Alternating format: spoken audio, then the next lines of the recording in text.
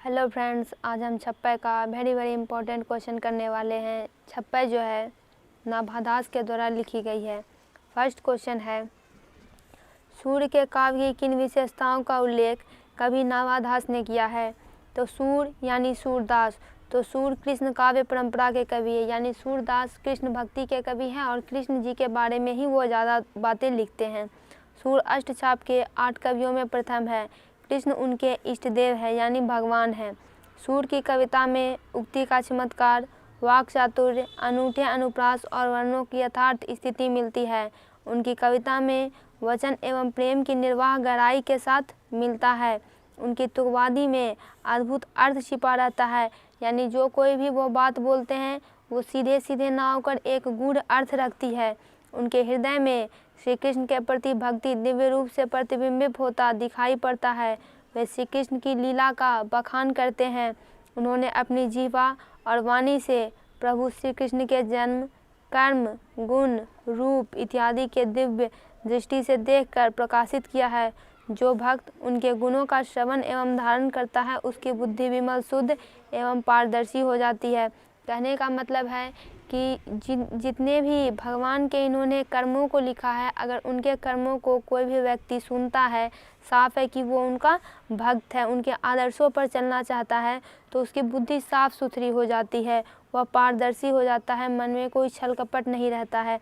ऐसा कोई भक्त या कवि नहीं होगा जो कि सूरदास की कविताओं को सुनकर सिर ना हिलाएगा। व्यक्ति सिर कब हिलाता है? जब वह किसी दूसरे के बात से सहमत होता है, यानी सूरदास की बात से सभी लोग सहमत है, यानी सूरदास जितने भी बात श्री कृष्ण के बारे में बोल रहे हैं सब सही है, सभी बहुत प्रसन्न हो जाते हैं।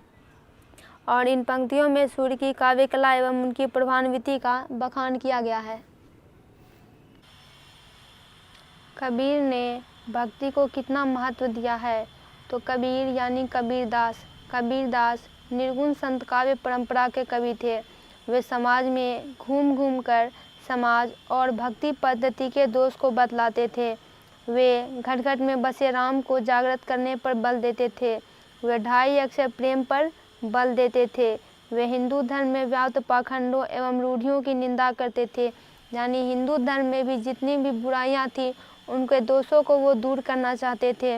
उनके लिए सगुण भक्ति निंदनीय एवं निर्गुण भक्ति अभिनंदनीय थी, और उन्होंने निर्गुण भक्ति को ही बाद में निर्गुण भक्ति को ही अपनाया था। नाभादास ने छप्पय में कबीर की किन विशेषताओं का उल्लेख किया है? तो उन्होंने कबीर की इसमें प्रशंसा की है, क्योंकि कबीर निर्गुण काव्य परंपरा के कवि थे। वे ज्ञानाश्रयी संत काव्य परंपरा के कवि थे। कबीर की नज़र में भक्ति विहीन जो धर्म है वे सब अधर्म है, यानी ऐसी भक्ति विहीन धर्म, यानी ऐसा धर्म जिसमें कि भक्ति नहीं है तो वो धर्म ही नहीं है। योग, यज्ञ, व्रत, दान और भजन के बिना शेष सब तुच्छ है। कबीर ने हिंदुओं और तुर्कों को रामायणी, शबदी और साखी को प्रमाण उदाहरण देकर समझाया है। कबीर ने किसी धर्म के साथ पक्षपात नहीं किया है, उन्होंने सबके हित की बात की है। जो बात सबके भले के लिए होती है उन्होंने वही बात कही है।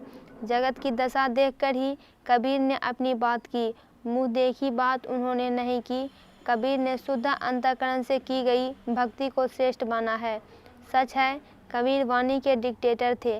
डिक्टेटर दोस्तों ऐसा शासक होता है जो एक बार आदेश दे देता है उसका एकदम कड़ाई से पालन किया जाता है। और ऐसा देखने को भी मिलता है कि जहाँ पर लोकतंत्र होता है जिस देश में, या फिर जिस देश में कि तानाशाही व्यवस्था होती है, अगर आप विकास का क्रम देखें तो ज़्यादा विकास की ज़्यादा गति तानाशाही में होती है, क्योंकि वहाँ लोग तानाशाह के डर से काम करते हैं और वो बेईमानी भी नहीं कर पाते हैं। मुँह देखी नहीं भनी का क्या अर्थ है? कबीर पर यह कैसे लागू होता है? तो नाभादास ने कबीर की प्रशंसा अपने छप्पय में की है। वे किसी का मुंह देखकर उसकी प्रशंसा नहीं की है, उन्होंने किसी का मुंह देखकर उसकी प्रशंसा नहीं की है। जगत की जो मनोदशा भावदशा है उसी को देखकर समझाया है, क्योंकि कबीर भाषा के डिक्टेटर थे। दोस्तों इसका very important question answer complete हुआ।